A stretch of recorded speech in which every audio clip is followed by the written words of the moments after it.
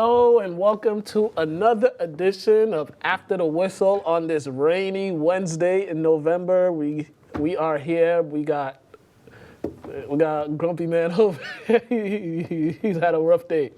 Long day, man. Long day. A long day, and there's going to be some long days for some other people that we're going to talk about. But hope y'all doing well.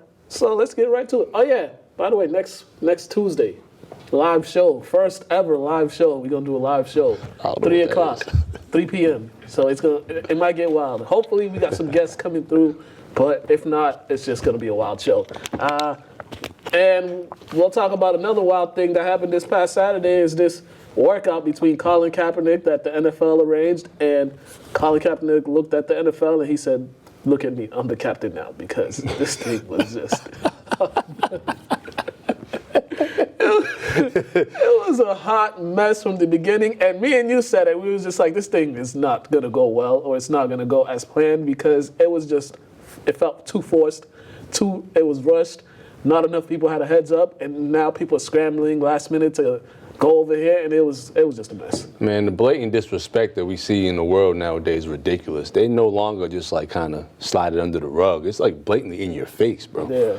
And it's ridiculous. This whole situation was crazy. Yeah, it was crazy. Yeah. So what started, the workout was supposed to be at 4 o'clock on Saturday. 3 o'clock or 4 o'clock, I forget. It was 3 o'clock on Saturday.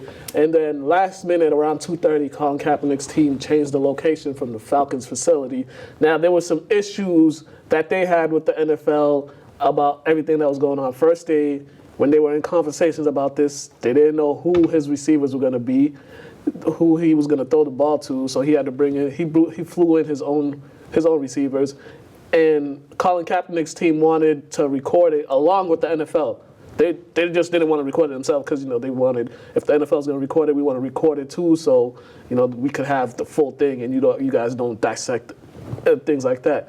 And they also requested media availability so the media could see it all, and the NFL was like, no, and then this is what we got here. And it's like two sides that don't trust each other, or they don't trust each other's agenda.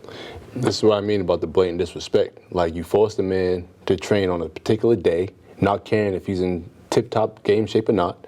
He does it. And then, granted, they changed the facility. I think he changed the facility on purpose, because it's one of them things like, all right, you got these 25 professional reps coming to this facility, which is easy for them. Let's change it to actual high school and see who actually wants to see me perform. Mm-hmm. And then 8 people drove an hour to go see him perform. Yeah, and a lot of people are saying he sabotaged any chance that he had of getting back in the league. But my thing was, how can he sabotage something that he was never going to get? Because I had no hopes of anything coming from this. I knew, because the NFL teams could have done this 3 years ago. They could have brought him in for a workout 3 years ago. They could have brought him in for a workout last year. They could have brought him in for a workout the year before, and they never did. And then for people to go on TV and say, or go on social media and say he doesn't really want to play, or he doesn't want it bad enough. How do you know? Maybe if the teams called him and brought him in to have a sit-down interview like any professionals would do, then they could find out for themselves how serious he wants to play football. But nobody is doing that, especially his agent is going around asking teams and sending teams tapes and just trying to inquire. Yeah. And you get nothing for 3 years. What do you expect? The way it looks, though, it's like the NFL is seeming like all you fans want Kaepernick to get these opportunities, this, that, and the third. Fine. We'll wait 3 years later. Here, fine, you got it now. That's to me, it's what it seemed like. Yeah. Also, and if this was the case, the NFL should not even be involved. Teams, it got to a point the NFL had to arrange this workout, which, once again, I said this last week, you arrange a workout on a Saturday, the day before teams are getting ready for games, the day of college football. Team scouts are probably all over the country watching college football, recruiting college football players, looking at prospects. So it's like this thing was set up to fail from the beginning. You should have just done it on a Tuesday like any regular workout for free agents. But I don't. And when his team requested that they do a Tuesday, the NFL said, no, this is it, take it or leave it. So it was a lose-lose for Kaepernick anyways. Yeah, definitely. Yeah, and then they provided him with this liability waiver that we got right here. And the one I was reading up on this, and most liability waivers for guys working out, for free agents that work out, it's 1 page. This is 2 pages. This is 2 pages. And the whole their biggest issue was chapter 7, when basically they try to, anything that happens to him is not their responsibility, or if he doesn't, nothing comes from this workout, he can't sue the league again for blackballing him or whatever. And every professional lawyer and agent that's read this, they said it would be malpractice if they let him, if his representatives let him sign that waiver. So, I mean, he got to protect himself, and you got the NFL is trying to protect themselves by not getting sued again, but you can't add this language into a waiver that you don't normally give to other people. Now you see why I feel how I feel about the NFL as an organization in regards to their players. They don't care about their players. Yeah. They legit care about the quarterbacks. Yeah.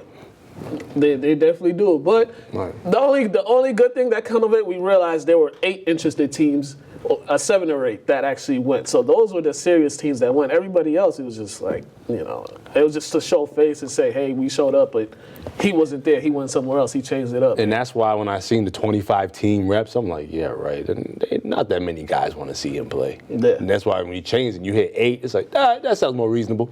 Yeah, and also now there's no. This is something we've all been saying for the past 3 years, that there's no football reason why he's not in the league. And this workout was evident because one scout said he still has that elite arm that he had back in 2011, 2012. So I mean, you can't go on and say he's not good or he doesn't have the capabilities anymore, because clearly they saw the film, they saw him throwing the ball. So it's like, what now? But yeah, this was just a disaster. Now, only one thing I wish he did was take questions from the media afterwards that were there at the place, instead of just giving the statement that he gave. I wish he would have took some questions from the media just so he could, get his point across, because he really hasn't been doing any type of media since. So it's like. And all this started from a man putting his knee on the grass. Pretty much. And there was another guy yesterday that just got released by a team for allegedly beating his pregnant girlfriend. So this is the issues that a lot of people have with the NFL, because I'm pretty sure that guy will get another chance, but they don't want to give Kaepernick a chance. So yeah, we'll see what comes of this. But as I said, I didn't believe anything was going to come of it, and here we are. Mm-hmm. We had on Thursday Night Football, it turned into SmackDown Thursday night between the Cleveland Browns and the Pittsburgh Steelers. We talk about the game, but what happened the last 8 seconds trumps everything that happened in the game, because the Browns actually played well they played well for once, but lack of discipline once again reared its ugly end, and Myles Garrett is suspended for indefinitely. He's appealing today in New York, but he's indefinitely suspended for hitting Mason Rudolph in the head with the helmet. I laughed. I'm not gonna lie. I laughed. I think it's hilarious too, man. Just because you can't hold certain positions to different standards. We're all men. Yeah. Rudolph's a grown man. Yeah. I told you before the show started, man. Once you put a cleat in somebody's groin and you starting a problem, if he would have got the last Boy Scout, it wouldn't have bothered me none. If y'all ain't seen that movie, check it out. But honestly, Myles Garrett kind of did do that to him. Yeah. Smacked him with the helmet. My thing is though, yeah, suspend him, not indefinitely though, but suspend him maybe 10. for, what? I'd say 10 games. All right, whatever. Suspend him, whatever. Yeah. But you're going to act like Rudolph wasn't even involved? Yeah. What's wrong with y'all people? I get it. Quarterbacks are soft. I said it. Y'all soft. But you still a grown man. Yeah. Come on now. Yeah, only thing Rudolph got was a fine. He got fined, and I think the Steelers got fined. But yeah, Rudolph was the instigator of all this. He was the instigator first when he tried to take his helmet off, and that didn't work, and his helmet come off. And anybody with common sense, we see, I'm at a disadvantage right now. I don't have my helmet. No. He has my helmet, and he has his helmet on. Why am I going to try and charge him? My offensive lineman is kind of holding him back, restraining him, and then Rudolph tries to charge at him like he was going to do something. Do you see the size difference? And also, what are you doing? You wanna know why? Because he knows the shield's gonna protect him. Yeah. We live in this world now where tough confident people, we get kind of like the backlash for being that. These soft, scary people can say whatever they want to people nowadays. If something happens to them, they're allowed to play victim, and that's ridiculous. And he definitely played victim. After all that, he played victim, calling it Bush League, saying it was dirty. Like, yo, you were the instigator. You started something that you weren't ready for.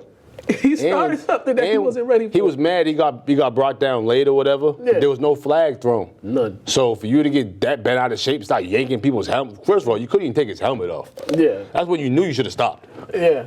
You should have stopped there. Like, Mason Rudolph was ridiculous and all this. I mean, Myles Garrett, you can't go around hitting people in the head with the helmet because all the concussion things going on in the NFL. It was a reaction. But honestly, it was a reaction though, because like the way he got hit and it just boom, like it was a reaction. It's a fight. Yeah, It's a fight. Hey, ain't no such thing as a fair fight. Exactly. There's never. We've all been in fights before, and if I'm fighting somebody, Craig hit Debo with the brick. That wasn't fair, but the brick was right there. And Debo could handle the brick. Yeah. So you just can't go around doing that. And I'm like, that's like me fighting somebody. If we're in a gunfight, this guy has my gun, and he has his own gun. Why am I going to charge at him knowing what's going to happen? And the man holding the gun outweighs you by 150 pounds. And common sense tells you, you see your offensive lineman is holding him back. Your offensive lineman is already trying to restrain him. He kind of had him calm down, and then you just run back and try to act like what? Accountability needs to be held. All standards, all levels. One of the offensive linemen, I believe, he got 3 games suspended. He deserved that too because he was kicking the dude, but protecting his quarterback. Another player got 1 game. Myles Garrett, indefinite, so we don't know how long this is going to be. What about Rudolph? Appealing. Rudolph got fined. See, granted, if the Steelers got a quarterback or not, he needed to get suspended a game or 2 himself. He needed at least 3. Yeah, but my thing is, who's their next quarterback? I don't know. That's why they honestly, that's why they find him, because they can't have the Steelers, I want to say, a legendary franchise, have no quarterback for like 3 games. But a lot of people were making excuses. There was some people that didn't blame Myles Garrett for doing what he did, but a lot of people were giving Mason Rudolph a pass for being stupid. I give Myles Garrett a pass for just reacting. We all had a bad reaction in life. You know what I mean? But I'm not gonna call him a criminal and all that. Nah, bro. Yeah, you just don't go after people that are holding your helmet. Yeah. It's like that's gonna happen. Yeah, common sense. That's what happens. If we're in a fight, you coming at me, I'm swinging whatever I have in my hand. I'm gonna swing it at you. So I'm not mad at Myles at all. Not at all. Nope, not one bit. Yeah, Mason Rudolph, stop fighting. I'll tell you, that wasn't even a fight. I don't know what that was. That was bullying at that point. And the QB position is soft. I don't like calling grown men soft. But QB position, y'all soft. All right. I got nothing else to say, but the New England Patriots, they had a nice bounce-back win off their bye week against the Philadelphia Eagles. Philly is going to look at all this stuff and they're going to look at their season and just going to be like, we really shot ourselves in the foot in every single game because these guys could easily have 7-8 wins, but they just leave too many plays out there on the field. And the Patriots, granted, their offense wasn't spectacular, but they made the plays that needed. Was that pass from Julian Edelman to Dorsett. That was the big difference in the game, and the Patriots were just making more plays than the Eagles. The Eagles had an opportunity to make a play, and this has been a story of their season, a drop pass by a receiver. Aguilar dropped the touchdown pass. I was dying when I see that because I feel bad for Aguilar. I'm sorry. At this point, But defense wins championships, so hopefully Super Bowl where the Pats are headed, because that's who they're riding on right now. Pause. The back of the defense. There you go. Super pause. A lot of criticism has been coming Tom Brady's way because of the offense and how he didn't throw a touchdown, but here's my issue with the offense. This is another game where he's thrown the ball over 40 times. This is back-to-back games. 46 against the Ravens, now 47. This is his 4th time attempting passes over 40 yards passing, and they ran the ball 22 times. It's y'all need to balance this out because we got to remember he's 40. What is it? 42? 41? He's over 40. Yeah. I don't even know. He's over 40. We can't be having him pass the same amount as his age. You can't. This is true. This is definitely. First of all, him being that old, they got to run the ball more. Yeah. He's got to run the ball just in general. Like, that man's rotator cuff and all that, he's probably going to fall off at one point, man. Like, he got a lot of wear and tear on him. Right? Yeah. So they need to figure that out. But the defense definitely, the defense redeemed themselves after Lamar Jackson and the Ravens ran all over them. They only held Philly to 81 yards on the ground. Interesting, Jordan Howard wasn't in the lineup for Philadelphia. Miles Sanders had 11, but Carson Wentz, 40 attempts. They weren't balanced themselves either. 40 attempts, and these guys there was just too many drops. Once again, that's a tale of the tape, man. Yeah, it's a tale of this season. Because at some point you need to have some pride on yourself and catch the ball. Granted, they don't even have their best receivers. Alshon Jeffrey wasn't playing. Deshaun Jackson, who even knows if he's going to play again this season, and it was just Zach Ertz. I forgot about Deshaun Jackson. Yeah, after he played one game, and then that was it. It was like a core injury. So yeah, man. I didn't have much faith in the Eagles when the season started. So I had some faith, but I didn't know they was going to be dropping passes like this. Yeah, I thought Wentz was going to have a hard time staying healthy a full season. I didn't think the rest of the team was going to be an issue. This time it's not even him. The problem, so if you look at all the games that they lost, 37-10 to Dallas, they just hand them 14 points to start the game. They were down big against the Vikings, but they ended up coming back, but then mistakes. The Falcons game, the guy. Yeah, it's third and 10 or fourth and 10, and you go 9 yards and don't get the first down to continue the drive. And then the Lions game, 27-24. It's like all these games they were in, it was like the little things. That's the difference between regular teams and championship teams. Because they won a Super Bowl, man. They wasn't supposed to win it. It's karma. They're getting what they deserve. Monday Night Football, Phillip Rivers throwing interceptions like he got babies out there. And this should have been the game where the Chargers would have won, just because Mahomes is your leading running back. They doubled them in yards. The Chargers doubled them in yards. So everything. But it was like he was channeling in his inner Tony Romo. He was extremely reckless with the football. And I'll be honest, I don't know. Sometimes he's not consistent. Sometimes he's awful, but then the next week he's great. Mm-hmm. You think the age is kicking in? And he threw the ball 52 times. He old. Yeah, but 52 times, and then Gordon. You got the running back too. You got a couple running backs. Hey, what do you? This is somebody said that these are the type of performances that get coaches fired, because that's in 2 games he's got 7 interceptions and 3 touchdowns the past 2 games, and he's second in the league in interceptions behind Jameis with 14. So he's on pace to break that career high that he had 3 years ago with 21 innings. He might end up like 27 or something like that. The way he's going, but that AFC West is the Raiders. As long as they continue doing what they're doing, they're right in it because they're only a game behind Kansas City. Yeah. And Kansas City's been falling. They fell off. I'm sorry, man. Mahomes looking like early season MVP. Yeah. He got injured. He kind of went back to being Mahomes. I mean, he's still Mahomes, but that team just fell off. Because they can't stop anybody. Yeah, they can't stop anybody. If you got a running game, you can possess the ball majority of the game, and that's tough.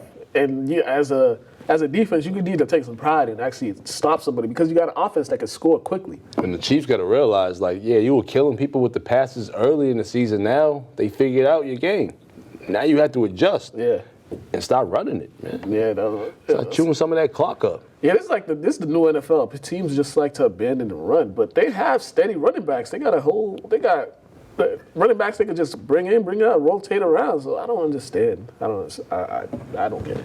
I honestly don't get it. Who are you talking about? The Lamar Jackson show continues. We thought this was going to be the game of the week. It turned out it was a dud, and it was just the Lamar Jackson. So it was, I was utterly surprised at how dominating Baltimore was. But officiating, once again, right there, that's pass interference. Yeah, it is. They replayed it, and they said it wasn't pass interference. Oh. Yeah. That play right there, kind of the momentum shift in the game because they didn't have a good drive going, and they would have had the ball in, I believe, at the 20 or in the red zone. But I mean, how do you? We've been seeing this from officials all year. Like, how you all miss those type of penalties? You know what I say, man. When you give people leeway, they don't put forth the same focus as they would if there was no room for mistakes. Mm-hmm. So you allow them to challenge things and get replays and all this for pass interference calls. So they're not going to put forth that same focus, I feel like. Yeah. And we live in a world where, like, you're allowed to have excuses. Or why you're not good at your job, or why this happened. And there's no excuses for certain things. You get paid to ref the game correctly, or they need to get robots out there. Yeah, because that one, because some of the pass interference I saw during the week, during some of the games on Sunday, and it was like, I saw one where a guy just had his hand like that, and they called it, but you miss a blatant one like this. It's like, come on, y'all need to be consistent. But Lamar Jackson, man, this is his fourth game where he's had fifth game and third straight game with passer rating of over 100. So, and he's got 2 games this year where he's had a perfect passer rating. And this is the guy people said he should change his position. Man, that's ignorant. Yeah. But you know, they get hypnotized by the talent, man. Yeah. Or like I have to say, drunk by the talent. They get drunk by the talent. And you know, he's had 0 interceptions the past 5 games too. So he's definitely playing the best quarterback of any. Him, Russell Wilson, Dak. Those 3 are playing the best quarterback right now in the NFL.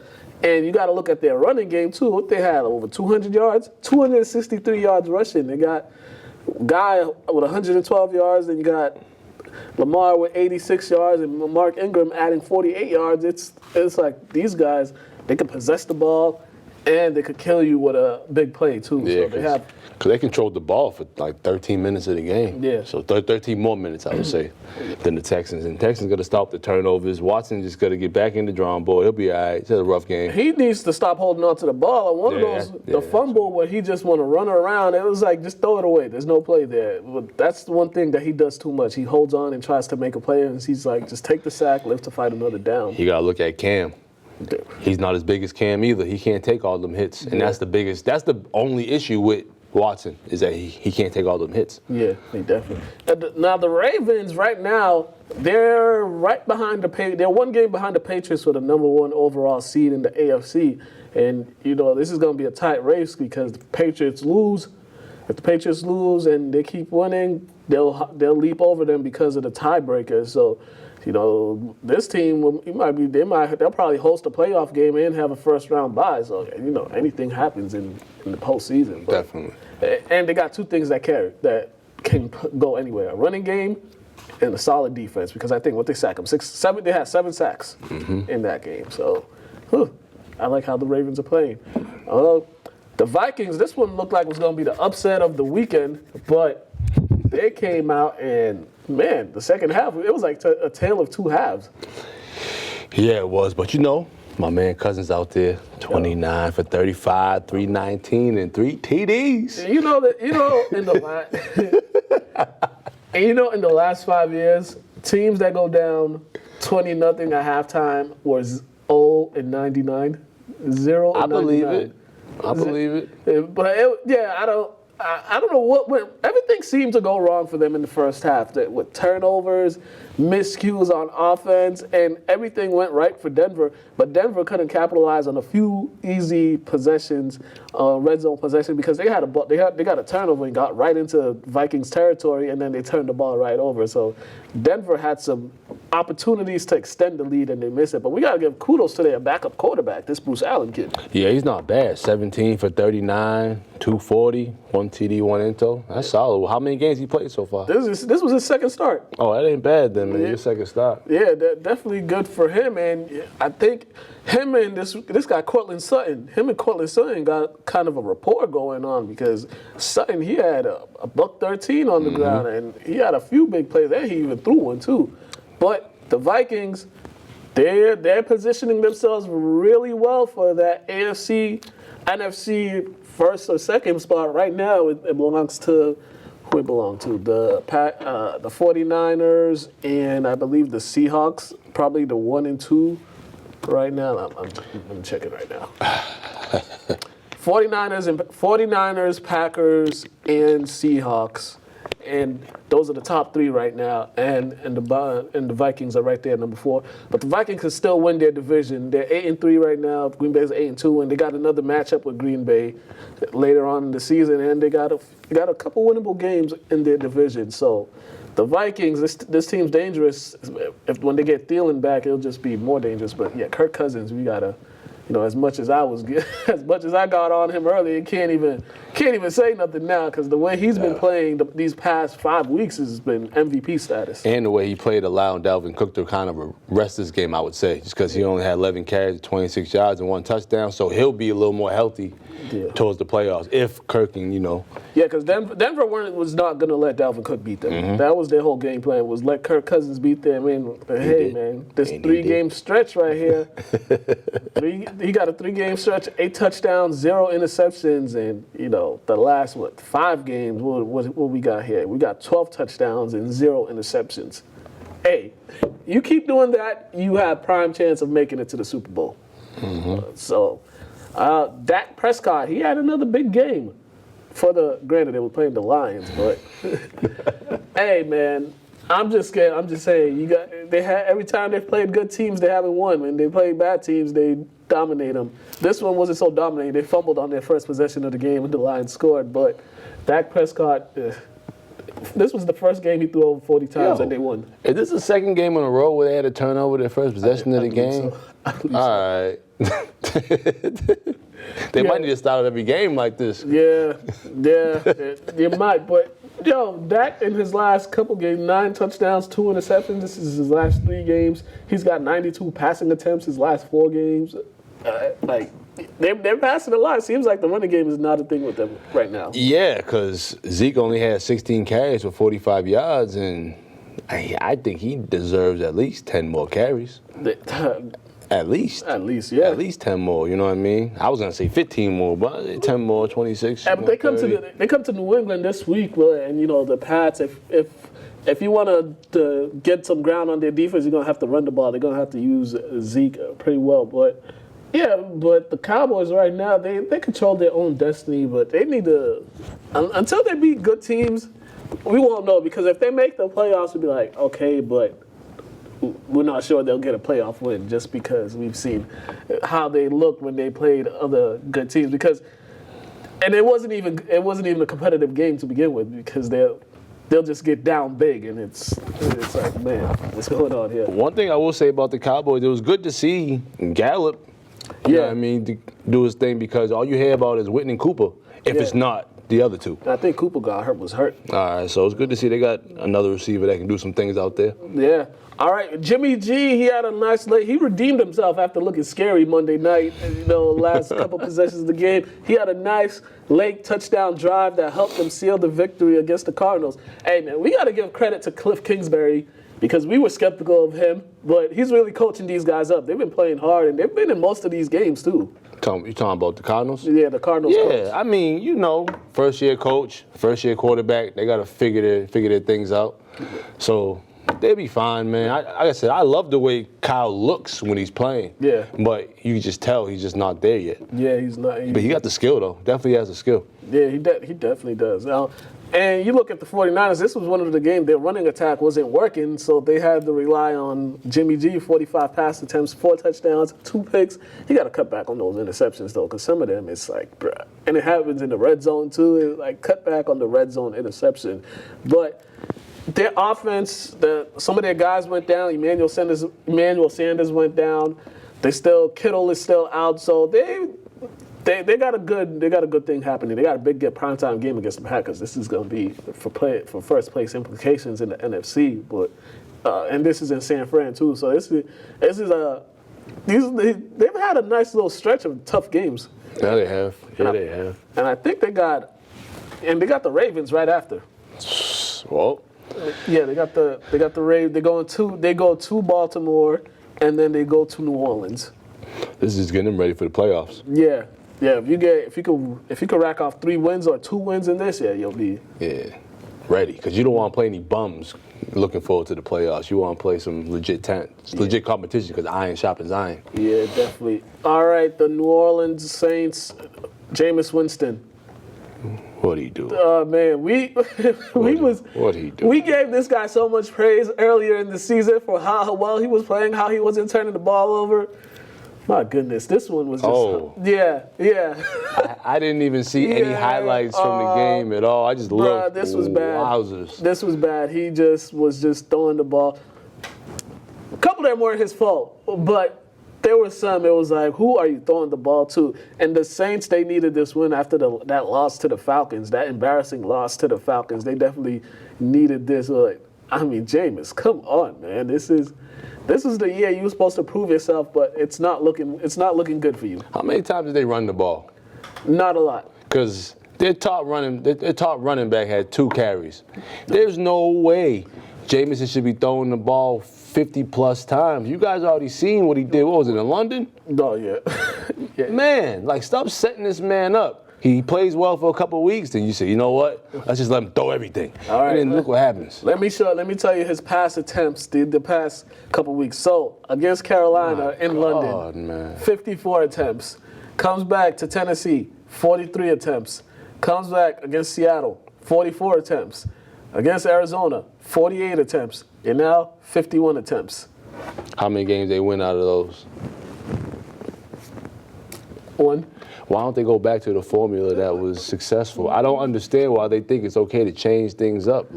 He's not that great of a passer, but if you simplify things. Work with him, simplify stuff. He shows that he could be a good quarterback. Yeah, and you got good receivers too. You got Mike Evans, Chris Godwin, the OJ Howard, the tight end. And you got a decent running attack or decent running backs. Just hand them the ball sometimes, or just don't drop back and launch it all the time. Do screen passes or something. Just not where he puts himself in a position where he got to think, because it seems like when he has to think, disaster happens. I could understand that. And, shout out to Drew Brees, bouncing back. Yeah. We have faith in you. My whole thing is, Teddy need to go get him a starting job somewhere. Chicago better. Ain't nothing wrong with that. Chicago better. They better give him a phone call. All right. The Falcons have put together 2 back-to-back games. These guys, they were dead in the waters and horrible, but they put together 2 back-to-back games, and it's shocking to me how well they played the past 2 games. You know what's shocking to me? Why Matt Ryan still be throwing over 300 yards and be having 1 touchdown. That's what's shocking to me. He'll get 4, 300, 500 yards. He might have 2 touchdowns. Yeah. What is this? Then he gets in the red zone and what is this? Yeah, I don't know. For some reason, when he gets in the red zone, it's like nothing works in. I don't know. I can't explain it. I can't explain it, man. I can't explain it. But the Panthers, why are you guys running the ball 15 times when you're a running football team? And you have a quarterback, this is his first year, fully getting acclimated, fully getting playing time, and you have him throwing the ball 50 times. We already had a conversation about this before the show started. I've been speaking very highly about this man because I think he's a solid quarterback. I never said he was great. He's solid. Sometimes less is more. 50 pass attempts is too much. Way too much. Way too much. And McCaffrey's your guy. 14 carries. He need at least 30. Granted, he caught 11 passes for 121 yards, but he need 30. He needs more. He was averaging 5 yards per carry, and the interceptions is what killed him, because each interception, it was when they were deep in Atlanta territory. So they cost themselves a lot of points by those interceptions. It was just no, because you guys are in the playoff hunt, and the Falcons are a team that you're supposed to beat, and they need to get on a roll, because if not, there's going to be a whole lot. If they don't make the playoff, there's going to be a wholesale change in there, starting with the GM and going down to the coach. And then a lot of people. Carolina does realize that, Mr. Allen, he's a game manager. Yeah. He's not an elite quarterback. He's going to do some ridiculous things. So let him manage the game for you. Yeah. This is not good. His last 5 games, he has 9 interceptions and 5 touchdowns. Yeah, that's not a recipe for Nope, not at all. success. So they need the Panthers. A lot of people. It might be if they don't make the playoffs, it's going to be bad. All right, the Colts, they bounced back after their embarrassing loss to the Dolphins a week ago, and they needed this win because now there's a tie for first place in the AFC South with them and these guys. The Texans, which is a big Thursday night game coming up tomorrow night. So the Colts, they got Brissett back. They got their running back. They had their running game going. I think what they had over like 200 yards or something like that. I forgot. But Marlon Mack got hurt. He hurt his hand in this. Yeah, 264. At 264. So they're a decent team. Like their defense too has been playing well. So they kind of ruined Nick Foles' return, but I mean, the running game ruined Nick Foles' return. He only had 29 yards. What were you going to do with that? I don't know. How many attempts Leonard Fournette have? Like 5? Something like that. 8. You're not going to win that game. And they had 9 attempts overall. I don't understand why these people honestly think this makes sense. It doesn't. And I don't have a background in playing competitive football. My dad did, but I got common sense and understand the game. Yeah, like, this is Leonard crazy. Fournette's the 6th. He's the 6th leading running back in the league. Why is he getting the ball 8 times? Right? That makes absolutely no sense. Maybe this guy Craig will make some sense. We're gonna go to Fantasy No Huddle, and we're gonna come back talk some NBA. So Fantasy No Huddle with Craig. I play basketball.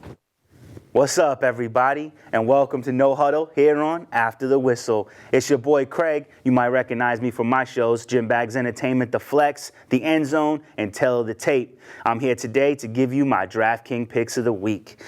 Starting off with the quarterback, I got to go with my man, Russell Wilson. He's magic. He's a magician. He is the shining star. He's getting it done over there in Seattle, getting victories left and right, taking down the unbeatable San Francisco 49ers. And at 6,800, that is a steal. I got to nab him up. Going up against Philly, Philly's defense isn't going to be able to stop this guy. He's going to put the points on the board. Josh Gordon is there. They're ready to make moves. For the running back position, I had to go with my guy, Josh Jacobs, 7,400. I had to spend the ducats on this guy. Going up against the Jets. Jets can't stop nothing, not even a sneeze. You heard me say it. I like this kid coming out as a shining star rookie, and I'm loving what he's doing this season. So I like him.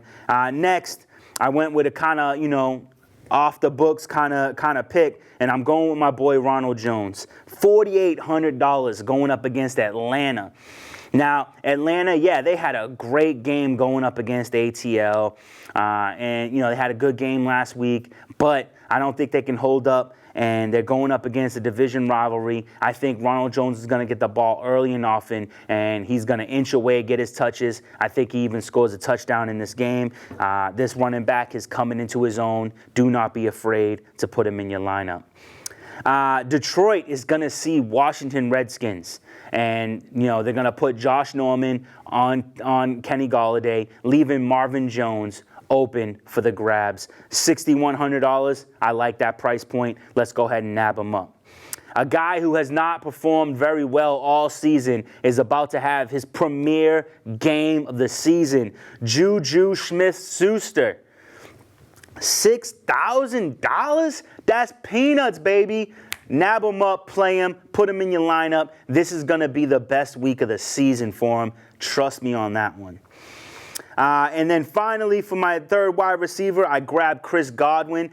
Chris Godwin has been, has had his ups and downs. He was the best player on my fantasy week last week next to the Baltimore defense. And for $7,200, even though that's more than I would like to spend, going up against Atlanta, I like the matchup. I like the player. I'm going to plug him in.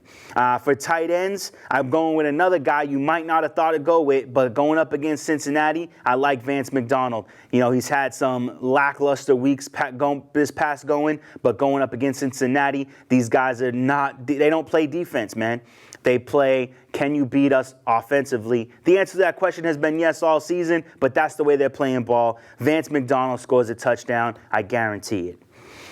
In the flex position, once again, I'm going to pick on the Jets a little bit. Last week I did it. This week I'm doing it again. Hunter Renfrow, 4,500 points. That's a steal. Going up against the Jets. The Jets have literally no aerial defense. I'm loving it. It's a great matchup. Finally, the Giants are playing the Bears. The Bears' defense is on fire. They have to be because their offense sucks. And for $3,700, you can't beat that price point. Plug them in, and that's every penny spent well. And that lineup should get you a win. Russell Wilson, Josh Jacobs, Ronald Jones, Marvin Jones, Juju Smith-Schuster, Chris Godwin, Vance McDonald, Hunter Renfrow, and the Bears defense. Those are my DraftKings picks of the week. I'm Craig. Check out my shows on YouTube, Gym Bag Entertainment. And until next week, I'll see you back to After the Whistle.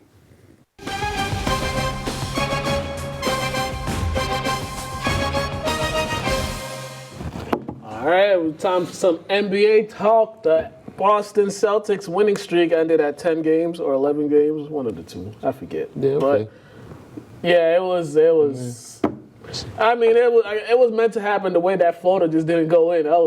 That's just the basketball guy saying y'all can't. Yeah, that ends here. But they had a nice bounce back win against the Suns. What I liked about this game was Jason Tatum has actually realized that he's 6'9" and he can just get to the cup. Yeah, because I'll be honest, I didn't like the way he's been shooting the ball. Yeah. I felt like he's trying to put it in rather than actually just shooting the ball. Like he's trying to force it in. And his shot's been looking better since I realized. He had a good game against. That, so. He had a good game against Phoenix. He had putting in 26 points on 16 shots. He got to the line 9 times in this game, and it kind of started off slow, but they did a really good job defending Devin Booker. Yeah. Because Booker's been killing, and they just only hold him to 20 points and put him in foul trouble. They actually made him defend. Yeah, but kudos to the Suns, man. They've been playing good basketball since they got Ricky Rubio. Sometimes you just need a point guard to just. Yeah, pretty much. Cause help you understand how to win. And this guy don't have to have the ball in his hand all the time. He could free run around, catch and shoot, or catch and make plays off the dribble. Yeah, the difference a point guard makes. But I like how this Celtics team is playing right now. They're 11-2 right now. They got the Clippers tonight. I think they're going to be the first team to get a crack at Paul George and Kawhi Leonard. Okay, well, we'll see because it seems like they're supposed to play a couple games ago together, and Kawhi just keeps. It's weird. I nah. don't know. It's weird. I mean, the way he came off that Raptors finals, limping around, I get it. Yeah. Like, Yeah, but there's some other players with the Celtics I want to give shout outs to. Carson Edwards, he had a 18-point game in this stretch. Brad Wanamaker, he's just a professional. He played overseas and come in here, everything's easy for him. And then you got to give guys like Semi Ojeleye credit too. He's he takes like 4 shots a game, and he's knocking them down this year. hey man, it's all about seizing the opportunity. Yeah, definitely. So the Celtics, they got the Clippers tonight at 10. I don't know. I'll probably be asleep by the time this game's. I might be halfway there. All right. In other NBA news, the Mellow Man signed with Portland. He had his debut last night. It didn't go so well. 4-14 from the field. Yeah, they lost, but hey, Portland hopefully Portland figures out the proper way to use him in their system because he can't help them, and they need a lot of help. Yeah, man. I think his night went perfectly fine, bro. You got to understand, too, like, he hasn't played in a year, and they weren't giving that man any calls. Yeah. Like, he went to the couple times, and it was one of those, Melo's going to the cup. Let me put my whistle in my pocket. Let's see what he got. Let's make it high from a couple games before we start treating him like Melo. Yeah. And when I first heard about him going to Portland, I get it, Portland wanted him before, but it's one of those, like, Lillard was vouching for him. He was like, you know what? I did text you that. Like, you know what? You want Melo? Go ahead, you take him. Hey, man. And I ain't mad at it because I'm a Melo fan. Always yeah, at least he got on the court to prove himself because Houston did him dirty. Houston did him completely dirty because I think right before they released him or shut him down, he had like a 28-point game, 10-rebound game. So it was just like, what are y'all? This can work. Y'all just impatient. And, they definitely could have worked in the playoffs because we saw what happened in the playoffs. But, yeah, shout out to the Mellow Man for being back on the NBA roster. I think this is going to work. All right, Paul George came back, and this dude has been playing lights out. I think he had a couple 40, 30-point games. He had a game clincher or game winner against Oklahoma City. And, hey, this is going to be interesting to watch. I think this is what everybody's been waiting for, to see him and Kawhi on the floor together. It's going to be interesting because of just for their defensive abilities. Yeah, 2 Cali kids. His shot looking better, got a new shoulder. Well, he fixed his shoulder. And, too, like, I always thought he was one of the best offensive players. He's a tough matchup in the NBA. Like, he's long, he's unorthodox. He's Paul George, man. Yeah, there's nothing you can do with a guy 6'8" that can get you off the dribble. He can pull up and put you in the post. It's hard for a lot of guys to defend him because anybody you put smaller than him, he's just going to put him in the post. And unless you double team him, there's not much you can do. And, too, he's home. Yeah. It's a lot easier just waking up where you're from. Even if it might not be the city, but it's the state you're from. It's so much easier to go to work. Yeah, definitely. So, you look at the games that he's back, when he came back against New Orleans, he put in 33 points, 9 rebounds, 4 assists, then followed that up with a 37-point, 4 rebound, 3 assist game, and against the Thunder, 18 points, 4 assists, 7 rebounds, but he had 7 turnovers. He got cut back on the turnovers. But yeah, this team, they probably got the toughest roster to match up with in the league. I mean, it's already a foregone conclusion. It's going to be them and the Lakers in the Western Conference Finals, and the way the Lakers are playing right now, that's what it's looking like. But we don't know what happens. As long as everybody stays healthy, that's probably going to be the case. Luka Doncic, this guy. I had a little skeptic. I was like, I didn't know what to expect, but I just know 6'8" guys who can dribble like that don't come around too often, and it's just like it's coming so easy for him. The game's just coming way too easy for him. He needed a year to get acclimated to the league, understand the nuances, understand the intricacies of the game, the ins and outs of it. Now, he understands the game because he's been a pro half his life. Yeah. So he just had, he had to be comfortable playing an 82-game schedule. Now he's doing his thing. Yeah, what I like what the Mavericks are doing with him is they put the ball in his hands because he can create for a lot of people. I think as Porzingis is starting to get a little more, getting back to being healthy and them working together, it seems it works because the pick and pop with those two is going to be a problem for anybody to deal with. I mean, I thought it was the point. Yeah. So, unless who else playing the point? It's that guy from Villanova, the backup. He's the backup though. Jalen Brunson. Oh man, hold on, man. We can't disrespect Jalen Brunson like that. Young Rick, Salem, Mass. My bad, dog. My bad. Yeah. My bad. Jalen Brunson is the backup point guard, and then this other guy, Finney Smith. He's not bad himself. Shooter from Florida, right? Yeah. It took him a little bit to figure out the league, but he can shoot that thing. Yeah, and the Mavericks right now they're 8-5. This team they're starting to. These guys are getting it together as long as they keep the ball in Porzingis' hand. Because if you look at it, everything he does is 42 points, plus 11 on the court, 12 assists, 11 rebounds, and it was the 9 defensive rebounds and 2 offensive rebounds. So it's like this guy is a problem, and he's already got one of the best step back games in the league too. It's he's conditioned for this league, man. Yeah, and well, I mean, I think they were comparing him to Larry Bird just because of the size and the scoring ability. There's not many 6'8" guys that can do that.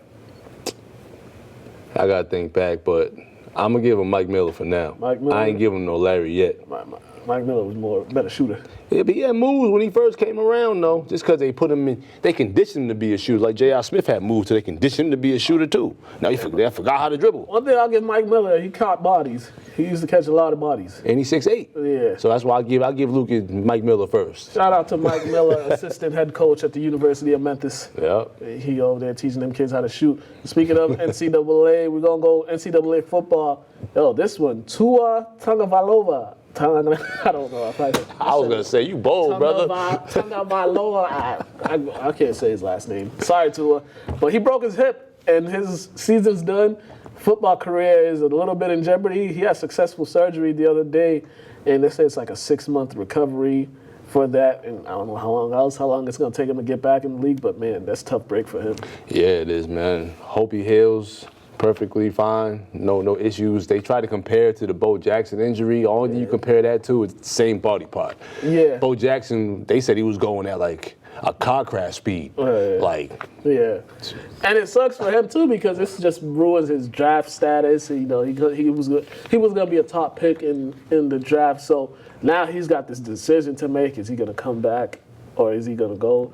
Like, I heard a lot of people saying that like he should just sit out here and train and get healthy, just because like you've already been injured 3 times playing for one of the best colleges in the country. So.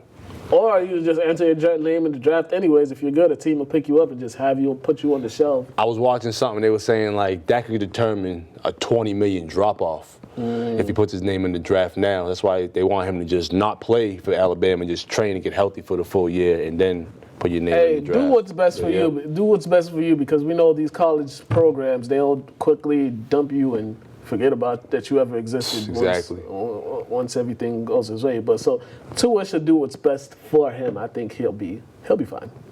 I think but so it sucks too. for him. It sucks. But Nah, now definitely. their chances of college football playoffs is gonna be it's gonna be Slim. tough because I think the backup quarterback name is like Mark Jones or something. I don't What's wrong with his name? Because they ain't Tua? Yeah, pretty much. But at the top 4, the college football playoff rankings came out. The top 4, it didn't change. LSU, Ohio State, Clemson, Georgia. LSU and Ohio State are the 2 best teams in the nation right now. Clemson is rightfully there at 3rd, but from 4 to about 8. There's those from 4 to 8, or from 5 to 8, I should say. Alabama, Oregon, Utah, Penn State, Oklahoma too. All those teams have a chance. They just gonna need some of those teams to lose because Georgia, I believe, they clinched the SEC East, so they're gonna be in the SEC championship game playing against LSU, and Alabama still got to go to Auburn to play. So there's some games in there. LSU might lose a couple games. They might lose a game during the end, but. If they lose one game and they win the SEC championship game, they're going to be in. And Jalen Hurts been balling for Oklahoma, so I definitely wouldn't count them out. Yeah, they're still in it. They just need a lot of those teams ahead of them to lose. Yeah. Oh, yeah. Shout out to Baylor for pulling the Atlanta Falcons the other day, pulling that 28-3 lead against Oklahoma. I watched that whole game, too. I was like, man, that was bad. I knew Baylor wasn't going undefeated. Nah. Yeah, they ruined their chances by getting all conservative and not making no plays at the end. They got past West Virginia. They wasn't gonna get past another person. Yeah. All right. I think there's a big game in college football. Let's predict a couple games in college football. Let's see what games they got going on this weekend, week 13. Oh, this is the big one. Penn State, Ohio State. This is in Columbus. This is this is a noon game. This should be a primetime game. All their games are early. Penn State's games are all like 1-2. They're all early. What you going? Oh, Ohio State. Ohio State. I'll go with Ohio State. I'll go with that too. James Wiseman he's been declared ineligible. Dropped his lawsuit. So hey, tough break for him. But he's still gonna be number 1 in the draft. All right, we got a couple minutes left. So let's go to the top 10 plays of Week 11 from the NFL, and then we're gonna come back, wrap this show up.